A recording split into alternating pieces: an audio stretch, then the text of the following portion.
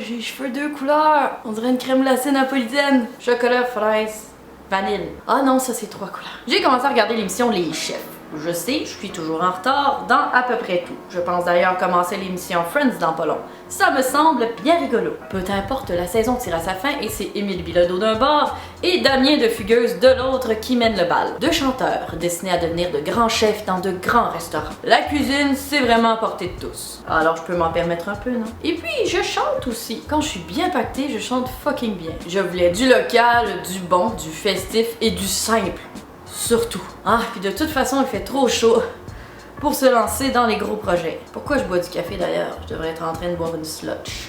Un craft dinner! Oui, mais non. Même si j'en mange à l'infini, je suis quand même encore capable de le rater. Lobster roll! Et moi, je préfère de loin dire guédille de homard. En français. Guédille de homard. Il y en a pour qui le homard rebute, mais c'est le prix qui gosse. Mais oh, ça fait 4 mois qu'on économise absolument rien faire. On est tous bien de se gâter un peu. Ouais, j'ai pas tant d'argent non plus, mais on s'en fout. Si je me fie à ce que j'ai vu, la version traditionnelle contient de la mayo et du piment d'Espelette. Espelette est une région qui se situe entre le...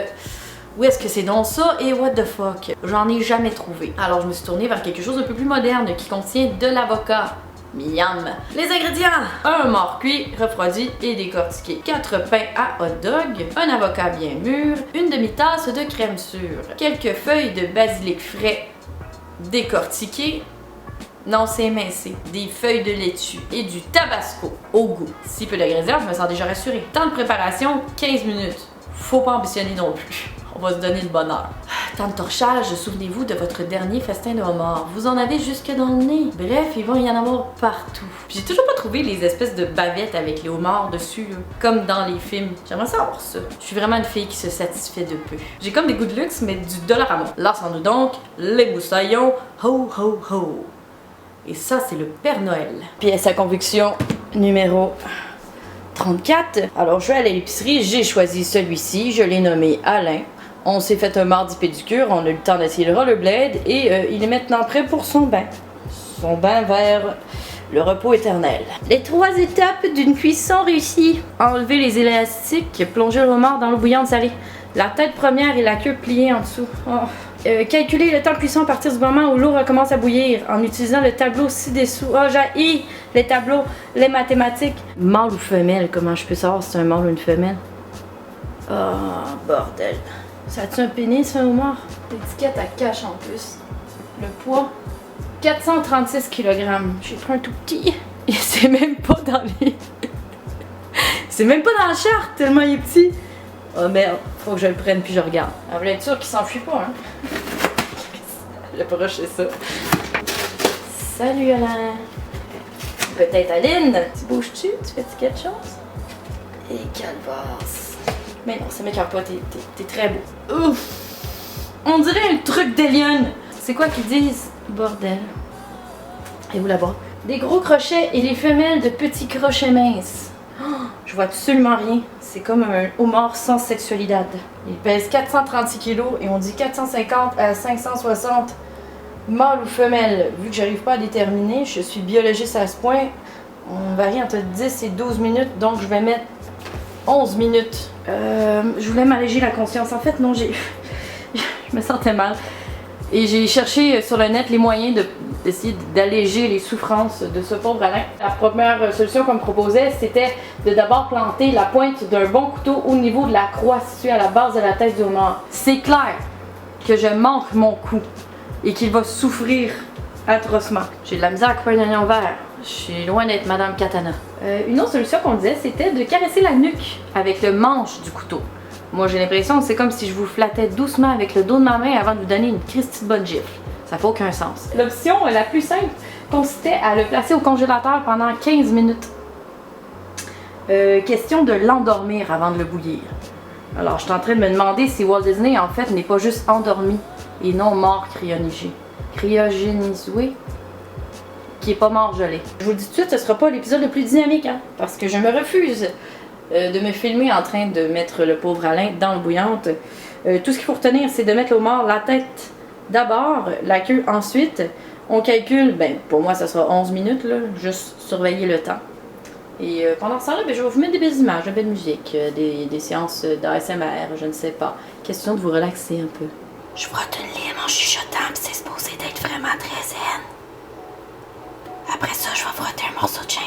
Alors, il suffit de prendre un avocat très lisse et d'en faire une purée très mûre. J'ai tout fucké mon affaire. Mon problème, c'est que mon avocat, il est pas vraiment mûr, alors on va le faire mûrir. Cher avocat, je suis plus capable de t'entretenir. Il est temps que tu puisses faire ton lavage tout seul et tes déjeuners aussi. Pense aussi à revenir aux études. Pour peut-être, je ne sais pas, devenir avocat. Oh, je suis fatiguée, je pense. À force de tapoter, on dirait qu'il est mou. Bon, là, tu l'effoires. Tu le déconcrisses. Tu le lisses pour que ça devienne lisse, comme de la peau de bébé phoque. Oh, ça me donne le goût de faire une guacamole. Ah, attendez. Arme de destruction massive. Guacamole.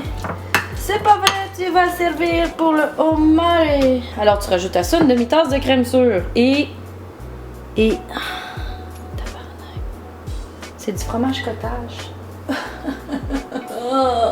Oh non, je veux pas aller à l'épicerie, c'est bien trop long.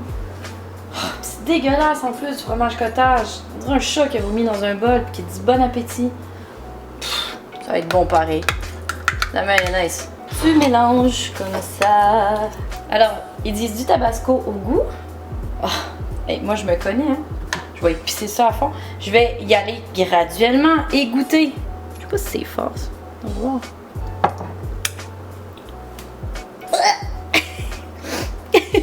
Encore. Encore un petit peu. À force d'y goûter, je vais juste la vider. Il n'y en aurait même plus pour la guetter. Alors. C'est-tu normal? On va dire que c'est correct. Et à tout ça, on rajoute quelques feuilles de basilic ciselées. Que j'ai pris de mon jardin. Alors vous avez qu'à couper le bout ici avec les petites feuilles. Pourquoi je t'en... Bon, ça c'était mon volet jardinage. Checkez-moi ça, si c'est beau. On c'est à savoir si le balcon va tenir d'ici la fin de l'été, mais ça, c'est un autre problème. Et l'autre bord, ça, c'est mon voisin. Il check tout le temps de mon côté. Ben, ferme-la ton alarme. Tu me déranges, là. Dans mon après-midi, on mange le basilic. Ah! Alors, on a qu'à ciseler. Comme ceci.